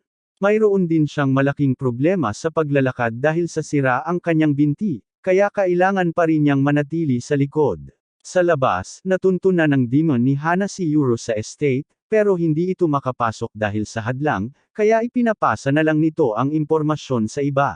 Si Dere at Hana ay desperadong naghihintay upang malaman kung nasaan si Yuro, ngunit labis silang nadismaya nang malaman na nasa teritoryo siya ng Kagamori. Inisip nila na tiyak na nahuli siya nang mag-isa siyang lumabas, kaya't tumayo si Dere at naghanda na kunin siya. Habang papalapit siya sa pintuan, tinanong siya ni Hana kung gusto niyang siya ang magmaneho, pero sinabi ni Dere na siya na lang ang bahala dito, dahil kilala na siya ng mga Kagamori, at ayaw niyang masira ang takip ni Hana. Samantala, si Yuro at ang iba pa ay bagong dating sa harap ng pintuan ng manor ng Kagamori, at namamangha sila sa laki nito dahil wala pa silang nakitang kastilyo na kasing laki nito dati. Ngunit sa mga sandaling iyon, may isang lalaking nagngangalang Asuma na lumapit sa kanila. Hindi masyadong natuwa si Jean nang makita si Asuma, kaya tinanong niya ito kung ano ang ginagawa nito dito, at sinabi ni Asuma na narinig lang niya na pupunta dito ang isa pang kambal, kaya gusto niyang makita ito mismo. Tinanong siya ni Jean kung paano niya nalaman yun dahil sinabi lang niya kay Asa at sa pinuno ng angkan tungkol kay Yuro, at mukhang medyo kainahinala na si Asuma, pero nag-imbento lang siya ng dahilan at sinabing narinig niya ang balita. Pagkalipas ng ilang sandali, lumabas si Asa, at talagang masaya siyang makita si Yuro muli, kaya tinanong niya kung magiging weird ba kung yayakapin niya ito, at agad siyang pinigilan ni Yuro dahil halos wala pa siyang alam tungkol sa kanya. Sabi niya na pumunta siya dahil may ilang tanong siyang gustong itanong kay Asa, at sinabi ni Asa na handa siyang sagutin ang kahit ano, pero bago iyon, sinabi ni Yuro na marahil dapat nilang ayusin muna ang sugat ni Jean. Sumingit si Asuma at nagmungkahi na dahil may sugat si Jean, baka dapat na lang niyang ipakita si Yuro sa paligid ng manor, pero pinutol siya ni Jean at sinabi na si Yuro ang kanyang bisita, kaya wala siyang pakialam kay Asuma. Nakuha ni Asuma ang pahiwatig at nagpa siya na iwan si Yuro, at habang naglalakad palayo, humiling si Jean na may magbantay sa gate at sinabi kay Yuro na manatili malapit sa kanya sa loob ng manor, para sa anumang kaso. Pagkapasok nila, dinala nila si Jean sa infirmary para makakuha siya ng tamang paggamot para sa kanyang bukong-bukong, at halos hindi makapaniwala ang doktor na naputol ang kanyang bukong-bukong ng itak. Matapos maayos ang sugat ni Jean, naaalala niya ang dugo na dala niya at ibinabalik ito sa doktor. Pagdating sa dugo, iniisip ni Yuro na kasuklam-suklam na puputulan nila si Asa para lang makapaglatag ng bitag gamit ang kanyang dugo, pero ipinaliwanag ni Asa na siya mismo ang nag-isip na gamitin ang kanyang dugo, at sa modernong teknolohiya, madali at halos walang sakit ang pagkuha ng dugo. Binanggit din ni Asa na pinapakain siya ng mga Kagamori ng marami, kaya ang pagkawala ng kaunting dugo ay hindi naman makakaapekto sa kanya. Nahihirapan pa rin si Yuro na maunawaan ang lahat ng ito, pero tinanong siya ni Asa kung magandang pagkakataon na humingi ulit ng yakap, at tinanggihan siya ni Yuro muli. Tungkol sa mga yakap, tinanong niya kung bakit ang laki-laki ni Asa kahit na dapat ay kasing edad lang siya niya, at ipinaliwanag ni Asa na ang pagkain dito ay talagang masustansya, kaya kung kakainin niya ito ng matagal, tiyak na lalaki rin siya, at inamin ni Yuro na talagang gusto niya ang kanin na mayroon sila dito. Pero hindi iyon ang punto, pumunta siya rito para magtanong, kaya lumapit siya kay Asa at tinanong siya kung nasaan ang kanilang nanay at tatay, dahil gusto niyang makita ang mga ito. Gayunpaman, sinabi ni Asa sa kanya na wala ang kanilang mga magulang dito, at wala siyang ideya kung nasaan sila. Mahabang kwento ito, kaya't humiling si Asa kay Jean na ipaalam kay Yuro ang lahat ng detalye. Ipinaliwanag ni Jean na maraming nangyari pagkatapos tumakas sina Asa at Yuro sa nayon. Sa kalaunan, nanirahan sila sa kanilang bagong buhay dito, at sa isang pagkakataon ay nagpasya silang bisitahin ang bayan ng ina ni Yuro. Naalala ni Yuro na minsang sinabi ng kanyang ina na dati siyang nakatira sa ibaba ng bundok, at sinabi niyang dadalhin siya roon balang araw. Sinabi ni Jean sa kanya na ang tahanan ng kanyang ina ay tinatawag na Okinawa, at ito ay isang isla sa malalayong timog, kaya ang tanging paraan para makarating doon ay sa pamamagitan ng bangka o eroplano. Ayon sa mga tao mula sa kanyang tahanan, nawala siya sa mga bundok nang mag-hiking siya at hindi na bumalik, kaya akala nila lahat ay patay na siya, at gusto ng ina ni Yuro na ipaalam sa kanila na okay siya, kaya siya, si Asa, at ang ama ni Yuro ay iniwan si Asa sa pangangalaga ng mga Kagamori at sumakay ng eroplano para bumisita. Gayunpaman, nang lumapag ang eroplano, wala na sila. Tinanong ni Yuro kung paano iyon posible, pero hindi sila sigurado, dahil nang umalis ang eroplano, tiyak na nasa eroplano sila, kaya't malamang na nawala sila habang nasa biyahe. May kasama silang gwardyang may dalang demon para sa proteksyon, pero siya rin ay nawala. Iniisip ni Yuro na maaaring kasabwat ang gwardya, at hindi naman ito pinabulaanan ni Jean, pero wala silang paraan para malaman iyon sa ngayon. Sumisigaw si Yuro kay Asa at tinanong kung paano niya nagawang makipag-alyansa sa mga taong pinabayaan ng kanilang mga magulang na mawala, pero lubos pa rin ang tiwala niya sa mga Kagamori dahil pagkatapos nilang umalis sa nayon, palagi silang tina-target ng mga mamamatay tao, kaya kung hindi sila tinanggap ng mga Kagamori, malamang ay matagal na silang namatay. Habang nangyayari ang lahat ng ito, isang hindi kilalang grupo ang naghahanda na atakihin ang pag-aari ng Kagamori, at iniisip nilang ito na ang perpektong pagkakataon dahil hindi lamang naruroon ang parehong kambal, kundi pareho ring sugatan sina Gabi at Jean, kaya hindi sila makakapagdepensa. Medyo nag-aalangan pa rin sila dahil malakas ang mga demonyo ni Yuro, at medyo makapangyarihan din si Asa sa kanyang sariling paraan, pero dapat na mas mahina ang kanyang mga kapangyarihan sa Gabi, kaya nagpasya silang simulan ang kanilang atake. Bigla, may naramdaman silang papalapit mula kaliwa at kanan, kaya tumingin sila sa bintana at nakita ang dalawang Yuan at Gang demons na tumatakbo papunta sa kanila. Habang nangyayari iyon, mahimbing pa ring natutulog si Gabi, kaya't sinubukan siyang gisingin ni Teth dahil may panganib na malapit. Sa wakas ay nagising si Gabi, at doon niya napansin ang dalawang demong mukhang galing sa ipinagbabawal na eksperimento sa kanyang pinto, pero hindi siya nag-aalala dahil sa tulong ng mga pangil, madali lang silang mapapabagsak. Tungkol naman kina Yuro at sa iba pa, kasalukuyan silang tumatakbo sa loob ng gusali upang makatakas sa mga demonyo, at galit si Yuro dahil akala niya ay pinasok siya ni Jean sa isang bitag, pero sinabi ni Jean na hindi kabilang ang mga demonyong iyon sa angka ng Kagamori, kaya't malamang ay may mga mananalakay na nakalusot sa hadlang. Kung ganoon, tinanong niya kung okay lang bang sirain ang mga demons. Sabi ni Jean na sa ideal na sitwasyon, gusto niyang hulihin ang kanilang master, dahil ang mga demons ay sumusunod lang sa mga utos, at partikular na hulihin ang mga ito dahil kung ang master ng isang demon ay mapapatay bago ito mailipat sa bagong master, magiging multo ito at maglalaho sa loob ng ilang dekada. Naiintindihan ni Yuro, kaya nangako siyang susubukan niyang huwag patayin ang master kapag nahanap niya ito, pero sa ngayon, tinanong niya si Jean kung mayroon siyang pana at palaso doon na magagamit niya, kaya tinanong ni Jean si Makoto na maglabas ng isang bagay para kay Yuro, pero hindi pa nakakita si Yuro ng ganitong mga pana dati, kaya't hindi siya sigurado kung magagamit niya ito, pero susubukan pa rin niya. Nagpalabas si Yuro ng palaso sa demon, pero tuluyan itong pamalya dahil hindi maayos ang pagkakaayos ng pana. Samantala, tumawag si Jean kay Gabi para malaman kung okay lang siya, at sinabi niya na inatake siya, pero wala itong dapat ipag-alala. Mas mahalaga, nagtataka siya kung paano nakapasok ang mga ito sa mansyon sa unang pagkakataon dahil ang lugar na ito ay protektado ng isang hadlang. Ngunit sa anumang kaso, kailangan nilang pigilan ang mga umaatake kung gusto nilang makakuha ng mga sagot, kaya tinanong niya si Jean kung may permiso siyang pumatay, at sinabi ni Jean na malaya siyang gawin ang gusto niya, kaya kinagat ni Gabi ang ulo ng isa sa mga demonyo habang sinusubukan itong iligtas ng kasama nito, at hindi nagtagal, tinapos din niya ang pangalawa. Samantala, si Jean at ang iba pa ay patuloy na tumatakbo sa mga pasilyo, at dahil mukhang okay naman si Gabi sa kanyang sarili, sinabi ni Asa na susubukan niyang pigilan ang dalawa gamit ang kanyang kapangyarihan, pero humingi siya ng paumanhin kay Jin ng maaga dahil malamang na masisira niya ang malaking bahagi ng mansyon sa proseso. Sabi ni Jin na ayos lang iyon, at siya ang bahala kung magkaproblema siya sa master, kaya naghanda si Asa at humingi ng tulong kay Yuru para gumawa ng distraction upang makapag-atake siya.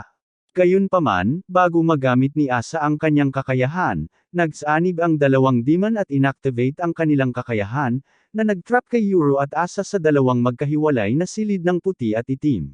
Samantala, sa tunay na mundo, nagulat ang iba sa biglaang pagkawala nina Asa at Yuru, ngunit alam nilang may kinalaman dito ang demon. Agad na sinubukan ng demon na tumakas, pero nakita na iyon ni Haruo, kaya ibinagsak niya ang kanyang pagong sa ibabaw nito. Pinipigilan ito sa lupa upang hindi makatakas. Hindi siya sigurado kung ano ang nangyari kanina, pero kung ang bagay na ito ay may kapangyarihang magpawala ng tao, may posibilidad na may kinalaman ito sa pagkawala ng mga magulang ni Asa. Sumasang-ayon si Jin kay Haruo, kaya sinabi niya na malaya itong gumamit ng anumang paraan upang mapanatili ang bagay na iyon sa lugar. Ngunit binanggit ni Haruo na marami pang mga kaaway na demonyo sa paligid, at parehong nawala ang kaliwa at kanan, kaya kay Jin na ang bahala sa kanila kahit na siya'y sugatan. Samantala, si Asa ay natagpuan pa ring nakatrap sa purong dilim, at sinubukan niyang tumawag upang makita kung may iba pang narito, ngunit mukhang nag-iisa siya, at nagsisimula na siyang magpanik dahil naaalala niya kung paano siya pinananatiling nag-iisa sa nayon. Gayunpaman, bago siya tuluyang mag-collapse, nagsalita si Wright at sinabi sa kanya na hindi siya nag-iisa dito. Nagulat si Wright sa kung gaano kalalim ang dilim dito dahil kahit siya ay hindi makakita ng anuman, pero naamoy pa rin niya ang paligid, at sa kanyang palagay, may amoy ng takot si Asa.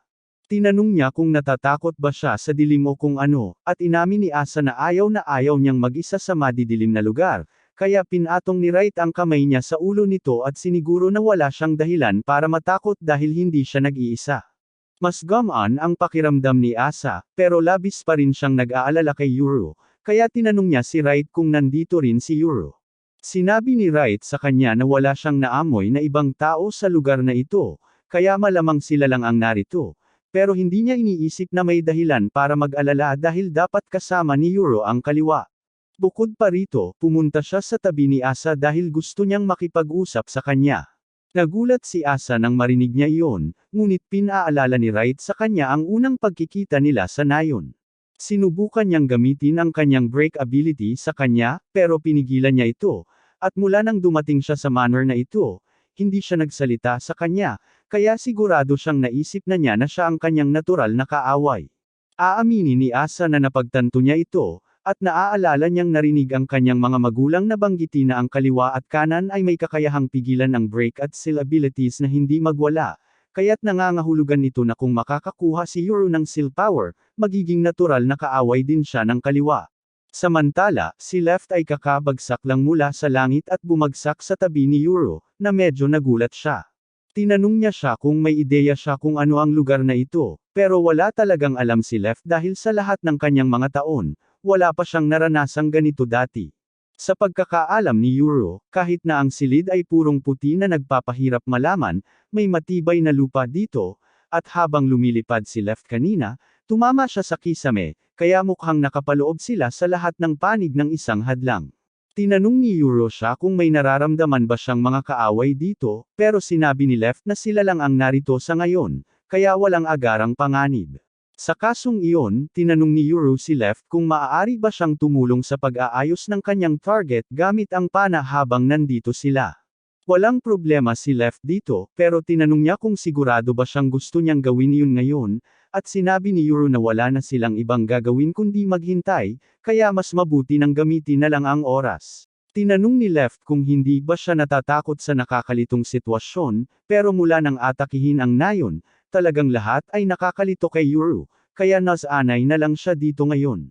Umurong si Yuru ng ilang hakbang at hiniling kay Left na iunat ang kanyang itak upang magamit niya ito bilang target practice, ngunit nang ipinaloob ni Yuru ang kanyang unang palaso, tumama ito kay Left sa noo.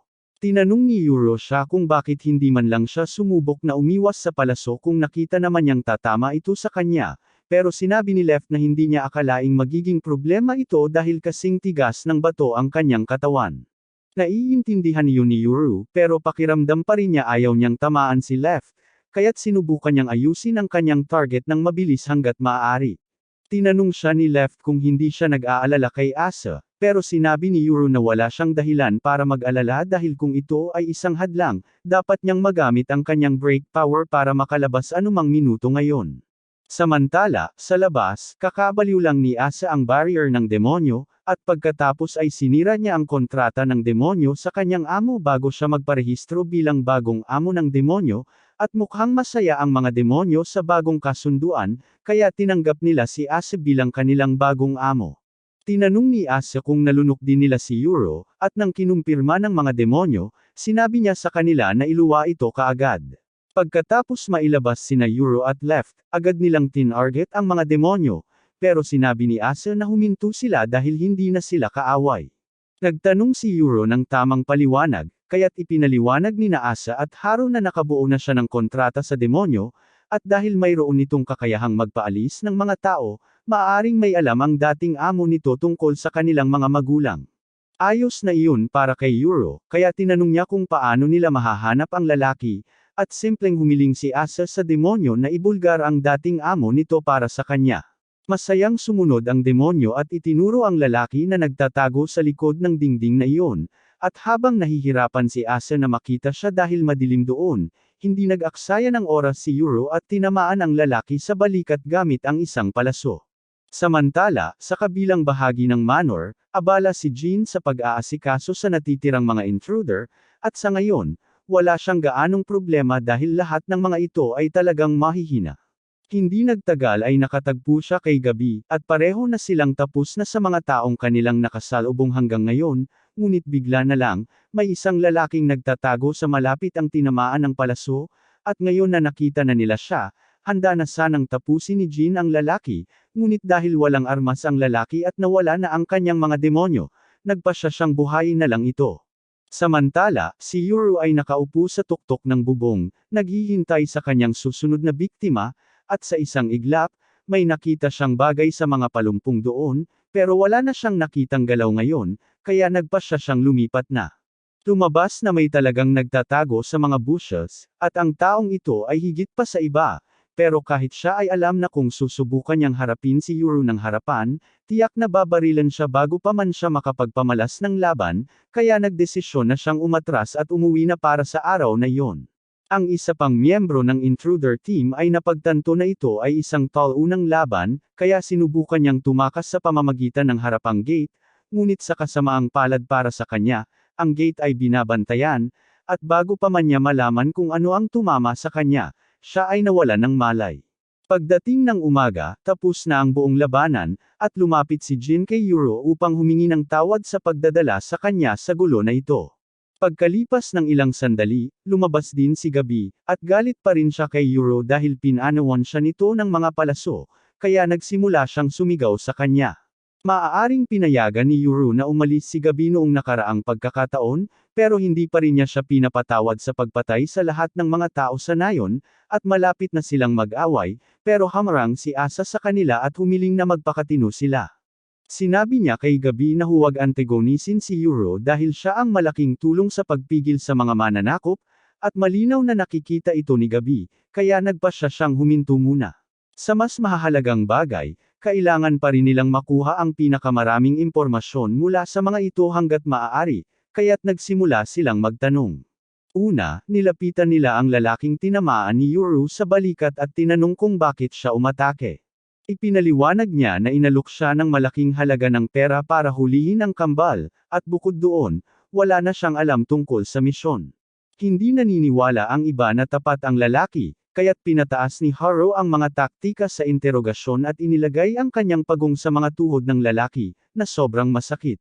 Sinasabi ng lalaki na talagang wala siyang alam tungkol sa misyon dahil ito ay isang beses na trabaho lamang, at ang taong nag-recruit sa kanya ay isang lalaki na may balbas at nakasuot ng camo jacket, at hindi pa niya nakikilala ang sinuman sa squad na ito bago ngayon. Sa kasamaang palad, patay na ang taong pinag-uusapan niya, kaya wala na silang paraan para tanungin siya. Tinanong ni Jin kung may alam siya tungkol sa isang mag-asawa mula sa Hagashi Village na nawawala, pero hindi pa niya narinig ang tungkol doon, at hindi rin siya kasangkot sa anumang nangyari, na nag-iwan kay Yuro ng napakakaunting mga lead na maaring pagtrabahuon. Tinanong ni Haro kung may iba pa silang katanungan na nais itanong sa kanya, at sinabi ni Asa na gusto niyang malaman kung ano ang pangalan ng mga demonyo ng lalaki para maayos niya itong matawag. Gayunpaman, sinabi ng lalaki na hindi niya talaga pinag-isipan ang pagbibigay ng pangalan sa kanila, kaya palagi niya lang silang tinatawag na dalawa, ito at mga mani. Nabigla si Asa nang marinig iyon dahil lahat ng demonyo ay nararapat na magkaroon ng tamang pangalan, at ngayon ay nakikita niya kung bakit sila sobrang sabik na ibenta siya, pero hindi na iintindihan ng lalaki kung ano ang malaking problema dahil tinitingnan lang niya ang mga demonyo bilang mga kasangkapan, kaya walang dahilan para magpakatouch siya. Nang marinig niya iyon, talagang naiinis si Gabi, kaya't handa na siyang kagatin ang ulo ng lalaki, pero sinabi ni Jin na huwag dahil hindi siya karapat-dapat mamatay dahil sa isang simpleng pahayag. Nang magkasundo siyang iwan na lang siya, habang naglalakad palayo siya, labis na natatakot na ang lalaki ngayon. Ang mga natirang bihag ayaw mangyari ang parehong bagay sa kanila, kaya't lahat sila ay nagsasabing makikipag-usap sila, pero wala naman talaga silang gaanong impormasyon na maibigay dahil hindi naman sila sinabihan ng marami, kaya't ito ay isang dead end. Samantala, sinisimulan ni Asa na mag-isip ng mga tamang pangalan para sa mga demonyo, at mukhang gusto talaga siya ng mga ito, pero sinasabi niya sa kanila na huwag masyadong ma-attach dahil pansamantala lang siyang magiging kanilang amo. Sinasabi niya, sa kabila nito, talagang cute sila. Tinanong ni Yuro si Asa kung ganito na ba simula nang umalis siya sa Nayon, na palagi siyang inaatake ng mga mamamatay tao at iyon na nga ang naging kalagayan niya, kaya naiintindihan ni Yuro kung bakit ganito na siya. Tinanong din niya kung ganoon siya nawalan ng mata, at sinabi ni Asa na kung gusto niyang malaman ang buong kwento, ang totoo ay namatay na siya noon, at ang mga pumatay sa kanya ay mga mamamatay tao mula sa Hagashi Village.